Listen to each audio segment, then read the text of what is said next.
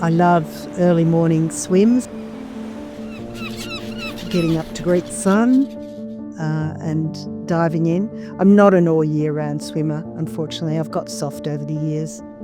I think the ocean to me was the most natural thing I could possibly have. And I loved the summers there. I'd spend hours and hours with my snorkeling goggle on, just floating around the front beach, watching the fish and the little rays and watching the reed beds. And Point Lonsdale was our backyard, it was our home, and it was a great place to be a teenager. Had a bit of a stutter as a child. Mum sent me to an elocution teacher, so I learned how to speak properly and well, and found that I quite liked being in front of people and showing off a little. So that was encouraged. Fortunately, my year in Year 12 was the first year they had drama as a Year 12 subject. So I was able to do speech and drama throughout school. Once I found performing, I loved it. I think it's just the showing off thing. I loved showing off. In my final year of Rusden, I did a drama course at Monash University, and I had a lecturer who knew of James McCackey and the plans down here. And he said, they're creating a theatre company there. And so, I'm 21. I've got to give it a go.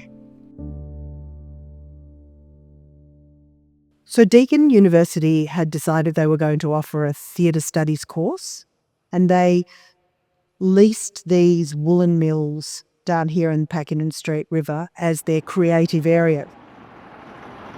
James McCackey, who was the artistic director, was running the theatre studies course at Deakin, and he didn't want the students going through doing their degrees without having a relationship with the professional theatre. So he managed to get grants from the state government and the feds and a number of other benefactors, and he started his own little theatre company. Oh, wow. Isn't that a gorgeous design?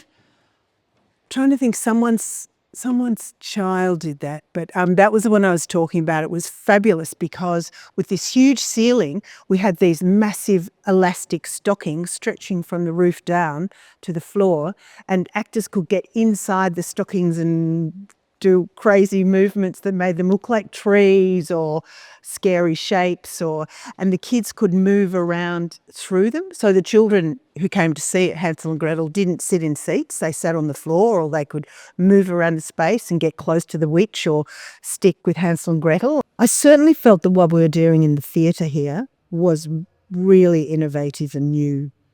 We were working and delivering entertainment and really high quality theatre in a really non-conventional theatre space. So I don't even think Melbourne was doing things that we were doing down here. Those early days we did everything. We had to do everything. So we marketed, we performed, and we wrote.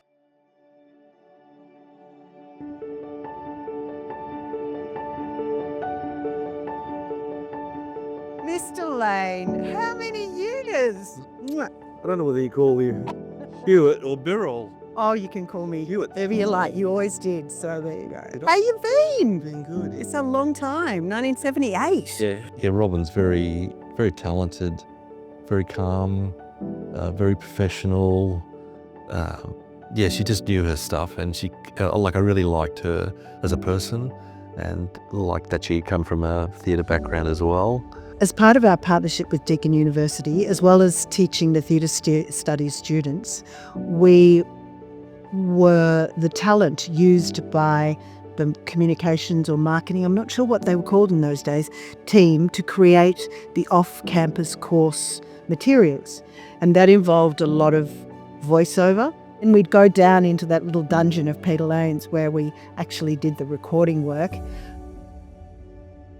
We felt that Deakin was very innovative. They were delivering courses to people right across the Southern Hemisphere. So we had students coming from South Africa, from all over Australia, from New Zealand, South America and the Asian countries. And we were delivering courses to those people. It was a great opportunity for country people or regional remote areas to actually be able to complete a degree. We knew that what was happening here was very visionary, as well as being incredibly helpful to the students. We felt like it was really a new way to deliver education. So here's one of the open reels, Religious Experience in Music and Poetry, read by Robyn Hewitt and Trevor Code. Well, there you go. So this would have been on the machines over there. That's the old reel-to-reels. Yeah, and that's how I used to Look do at it. that. And then that would have been, it would go out to students on that. Yes, I remember this is what they put in the envelope with all the student notes and things.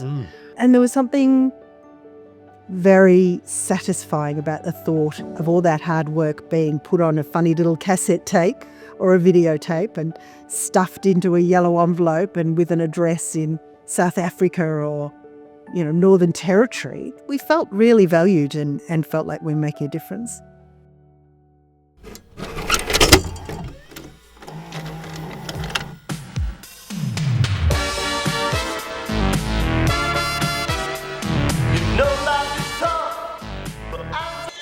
The bus. The bus. Life and study at university.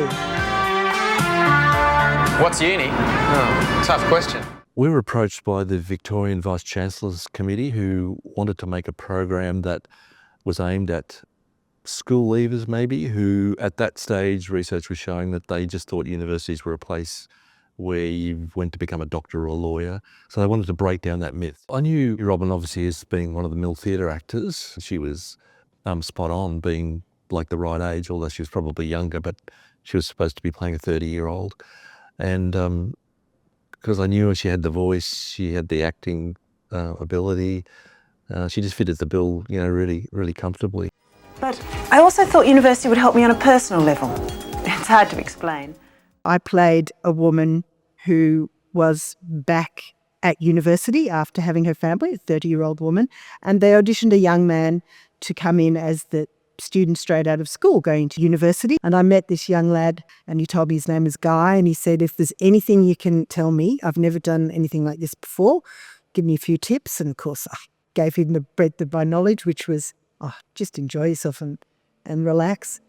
After the kids were at school, I went to Geelong Performing Arts Centre and I spent nearly 20 years there working in all areas, but finishing up for about 15 years as the programming manager. Now I'm enjoying Point Lonsdale again in my retirement, having lived away and travelled a lot. I'm still on a couple of boards, which keeps me engaged with the industry. Deakin's made some good choices, they must have, because they are delivering academic opportunities all over the world. They're leaders in innovation, design. Deakin has impacted everything about Geelong. Geelong would not be the city that it is now without Deakin. There's absolutely no doubt in my mind about that.